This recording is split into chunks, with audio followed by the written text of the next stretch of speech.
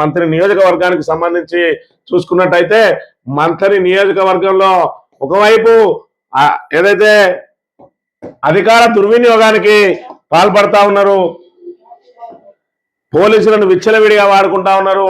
మరి ఇక్కడ వాళ్ళు మాత్రం డబ్బు సంచులతోటి పోలీసులని కాపలా పెట్టి పంచడానికి అన్ని ఏర్పాట్లు చేస్తాను. నిన్నటి రోజున మరి ఇక్కడ మంతని మున్సిపాలిటీలో ఏదైతే మంత్రి శ్రీధర్ బాబు తమ్ముడు శ్రీనిబాబు మొత్తం మంతని అంతా కూడా పర్యటన చేసిండ్రు.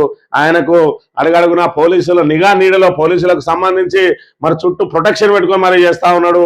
మరి ఇక్కడ ఎలాంటి ప్రోటోకాల్ లేదు. మరోవైపు ఇక్కడ ఎన్నికల కోడ్ అమల్లో ఉన్నది, అయినా కూడా మఫ్టీలో పోలీసులు ఆయనకు రక్షణ కల్పిస్తా ఉన్నారు అని అంటే రేపటి రోజున పైసలు వంచడానికి వాళ్ళే కాపలా ఉంటారని కూడా తేడతెల్లమైతే ఉన్నాయి. ఇక్కడ చూసుకున్నట్టయితే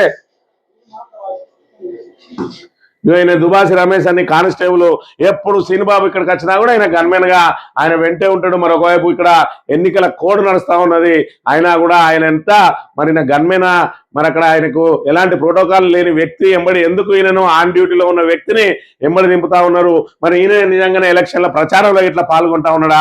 ఒకవేళ నిజంగానే ఎలక్షన్ ప్రచారంలో పాల్గొన్నట్టయితే మరి ఈయన మీద కూడా శాఖాపరమైన చర్యలు తీసుకోవాల్సి వస్తుంది. ఈ రకంగా కెమెరా చూడంగానే పక్కకు జరిగిపోతా ఉన్నాడు, ఇక్కడ పక్కనే ఉన్నాడు. మరి ఇక్కడ పోలీసు వాళ్ళు ఈ విధంగా చేస్తా ఉన్నారు. మరోవైపు చూసుకున్నట్టయితే మంతని పీఠం మీద కన్నేసిండ్రు అని అంటే కాంగ్రెస్ కాదు కన్నేసింది. ఇవాళ మంతని మున్సిపల్ పీఠం మీద ఒక బడుగు బలహీన వర్గాల అభ్యర్థికి ఛాన్స్ వస్తే దాన్ని కొల్లగొట్టడానికి అంటే డమ్మీని మరి ఇక్కడ చైర్మన్ గా పెట్టుకొని అధికారాన్ని హస్తగతం చేసుకోవాలని చెప్పి ఇక్కడ ఏదైతే ఉద్యోగాలు ఇప్పిస్తా అని చెప్పి శ్రీధర్ బాబు మేనమామ ఏ విధంగా అయితే జనాలను మోసం చేసిండో ఆ మోసం చేసిన వ్యక్తి ఇవాళ మళ్ళీ వచ్చి మున్సిపల్ ప్రచారంలో తిరుగుతా ఉన్నాడు. ఈయన పేరు పనకంటి చందు. ఈయన మన ఇక్కడ ఏదైతే నిరుద్యోగులకు ఉద్యోగాలు ఇప్పిస్తా అని పెద్ద ఎత్తున వసూళ్లకు పాల్పడి మరి కొద్ది రోజుల పాటు ఏదైతే బీఆర్ఎస్ గవర్నమెంట్ వచ్చిన తర్వాత పారిపోయి మంత్రి నుంచి వెళ్ళిపోయిండు. ఆ తర్వాత పోలీసులు అతను వేటాడి పట్టుకొని వచ్చి జైల్లో వేస్తే ఇప్పుడు మళ్ళీ అధికారం వచ్చిన తర్వాత మంత్రి మున్సిపల్ పీఠం ఒక బీసీ పీఠం కూర్చోబోతా ఉన్నాడని చెప్పి మరి ఆ డమ్మీని పెట్టుకొని మేమే చెలాయించాలని చెప్పి ఒకవైపు రెడ్లు 5వ వార్డు నుంచి మరి ఇక్కడ సయేందర్ రెడ్డిని వేయించి మున్సిపల్ వైస్ చైర్మన్ గా చేసి అధికారాన్ని హస్తగతం చేసుకోవాలని ఆయన ప్రయత్నం చేస్తా ఉంటే లేదు అధికార హస్తగతం అంతా మా చేతుల్లోనే ఉండాలని ఇక్కడ పనగంటి చందు రంగంలోకి దిగిండు.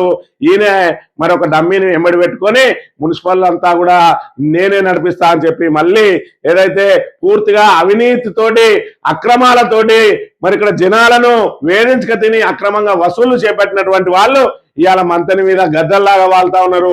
ఇప్పటికే మంత్రిలో ఇంటి పర్మిషన్ల పేరుతోటి అదే విధంగా ఇల్లు కూల్చేస్తామని చెప్పే పేరుతోటి బజ్జీల బండి పెట్టుకున్న వాళ్ళ దగ్గర కూడా వసూళ్లకు పాల్పడుతున్నటువంటి కాంగ్రెస్ నాయకులు మంత్రిని దోపిడీకి చేయడానికి ఈ రంగంలోకి దిగిండ్రు. ఇవాళ పనకంటి చందు అనటైనే గతంలో సర్పంచ్ గా చేసింది ఆయన భార్య. మరి ఆ సమయంలో ఏ విధంగా మంత్రి ప్రజలు నానా ఇబ్బందులు పడ్డారో మళ్ళీ అవే పునరావృతం కాబోతా ఉన్నాయి. మళ్ళీ ఈయన ఒకవైపు రెడ్లు ఒకవైపు కాచుకొని చూస్తా ఉన్నారు బీసీ బిడ్డకు వచ్చిన అవకాశాన్ని దోచుకోవడానికి. మరి ఇక్కడ కాంగ్రెస్ అందుకే పుట్టమల్లి గారు ఒకటే చెప్పిండు, మేము అవినీతి రహిత పాలన దోపిడీ నుంచి మంత్రికి విముక్తి కలిగిస్తాం, మా 13 మంది కౌన్సిలర్లను గెలిపియండి, నేను మంత్రికి కాపలా కుక్కలాగా ఉంచుతాం, వాచ్మెన్ల లాగా ఉంటారు మా వాళ్ళు, ఎక్కడ కూడా ఒక రూపాయి తినాల్సిన అవసరం లేదు, ఎవరి పని వాళ్ళు చేసుకుంటారు అంటే ఇవాళ దండుపాల్యం బ్యాచ్ లాగా వచ్చి మరి మొత్తం ఇక్కడ మంత్రి మీద విరుచుకపడతా ఉన్నారు. ఇక్కడ చూసుకున్నట్టయితే ఈ అభ్యర్థులందరూ ఇక్కడ చూడండి, బీఆర్ఎస్ అభ్యర్థులు కాంగ్రెస్ అభ్యర్థులు ఒకటే ఫ్రేమ్ లో చూడండి, ఇక్కడ నుంచి ఇక్కడ వరకు చూడండి, ఇక్కడ నుంచి ఇక్కడ వరకు చూడండి. మరి ఇక్కడ ఎవరు దేనికోసం ప్రయత్నాలు చేస్తా ఉన్నారో మంత్రిని ఏ విధంగా దోపిడీకి గురి చేయాలని చెప్పి మరి ఇక్కడ చూస్తా ఉన్నారో. ఇందులో నుంచి చూసుకున్నా కూడా ఇద్దరు బీసీ బిడ్డలు ఉన్నారు. ఇద్దరు బీసీ బిడ్డల్లో ఒక ఆయన ఆల్రెడీ గతంలో సర్పంచ్ చేసిండు. మరి ఆయన అయితే మన ఆటలు చేయలేవని ఆయన ఆల్రెడీ ఓటమి కోసం ఈయన మీద కూడా ఒక టీం పనిచేస్తా ఉన్నది. ఆల్రెడీ రెడ్లు వడ్నాల సీన్ ఓడగొట్టాలని మరి ఇక్కడ చదువురాని బాణయ్యకు అప్పచెప్పాలని ఒకవైపు చూస్తా ఉంటే పనగంటి చందు కూడా మరి అందులో ఏదైతే శ్రీపతి బాణయ్య వాళ్ళ చేతికి వాడు నా చేతుల్లోనే ఉండాలని, ఏది ఏమైనా మంత్రిలో రెడ్ల ఆధిపత్యమా లేదంటే ఇప్పుడు శ్రీధరబాబు మామ ఆధిపత్యమా అన్న చందంగా మొత్తానికైతే అధికారాన్ని హస్తగతం చేసుకొని మంత్రిని దోపిడీ చేయడానికి రంగంలోకి దిగిన ఈ 2 వర్గాలనే విషయాన్ని మనం ఇక్కడ గమనించాలి. ఇక గతంలో చూసుకున్నట్టయితే దుద్దిల్లా శ్రీధర్ బాబు గారు 2020 మున్సిపాలిటీలో ఒక మేనిఫెస్టో పెట్టిండు. ఆ మేనిఫెస్టోలో ఏదైతే గ్రామ పంచాయతీ నుంచి మున్సిపాలిటీగా మారిన సమయంలో మరి 2930 మందికి జాబ్ కార్డులు పోయినాయి. ఉపాధి హామీ అందరికి కూడా ప్రత్యామ్నాయ ఉపాధి కల్పిస్తా, ప్రైవేటు సంస్థలను తీసుకొచ్చి ప్రైవేట్ రంగంలో కూడా ఉద్యోగాలు కల్పిస్తా అని మేనిఫెస్టోలో చెప్పిండు. 2 రూపాయలకే మినరల్ వాటర్ 20 లీటర్లు ఇస్తా అన్నాడు. 5 రూపాయలకే భోజనం పెట్టిస్తా అన్నాడు. బస్ స్టాండ్ లో ఉచితంగా మినరల్ వాటర్ అన్నాడు. 3 ఎకరాలలో పార్కు, ఆట స్థలం, ఓపెన్ జిమ్లు, స్విమ్మింగ్ పూల్ కట్టిస్తా అన్నాడు. డిజిటల్ లైబ్రరీ పెట్టిస్తాడు. ఇండోర్ స్టేడియం కట్టిస్తాడు. సంచార వైద్య బృందాలు పెట్టిస్తా అన్నాడు. సమస్యల పరిష్కారానికి ఏకంగా టోల్ ఫ్రీ నెంబర్ పెడతా అన్నాడు. యువతకు స్వయం ఉపాధి కేంద్రాలు పెట్టిస్తా అన్నాడు. మరి ఇక్కడ పోటీ పరీక్షలకు శిక్షణ కేంద్రాలు పెట్టిస్తా అని ఈ రకంగా మేనిఫెస్టో పెట్టిండు. మరి 2020 అధికారంలో లేకున్నా పెట్టిండు.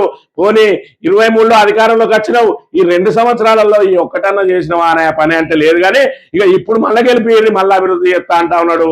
మరి వీళ్ళు అభివృద్ధి కోసం వస్తానా మంత్రిని దోచుకోవడానికి వస్తా ఉన్నారో ఒక్కసారి చూడాలి. 2 సంవత్సరాలలో మరి ఇక్కడ ఏదైతే తట్టడి మట్టి పోయాను శ్రీధర్ బాబు మంత్రిని మున్సిపాలిటీలో ఎన్నికల ముందు మాత్రం హడావిడిగా శిలాఫలకాలు వేసిండు. ప్రతి కుల సంఘానికి ఒక భవనం అన్నాడు. 2 సార్లు టెండర్ పిలిస్తే ఒక్కరు కూడా కాంట్రాక్టర్ రాలేదు అని అంటే మంత్రి ఇలాకాలో పనులు చేయడానికి ఇవ్వడలేదంటే మరి ఉత్తుగా పెట్టిన శిలాఫలకాలు లేదంటే మీరు అందరూ దోసుక తింటారని చెప్పి కాంట్రాక్టర్లు భయపడతా ఉన్నారా? దానికి కూడా శ్రీధర్ బాబు సమాధానం చెప్పాలి.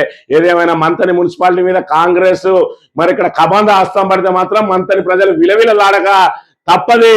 కాబట్టి ఒకవైపు పనగంటి చందు నేనే అధికారాన్ని హస్తగతం చేసుకుంటాని, మరోవైపు రెడ్లు మేమే హస్తగతం చేసుకుంటామని చెప్పి మరి ఇక్కడ పోటీలు పడతా ఉన్నారు.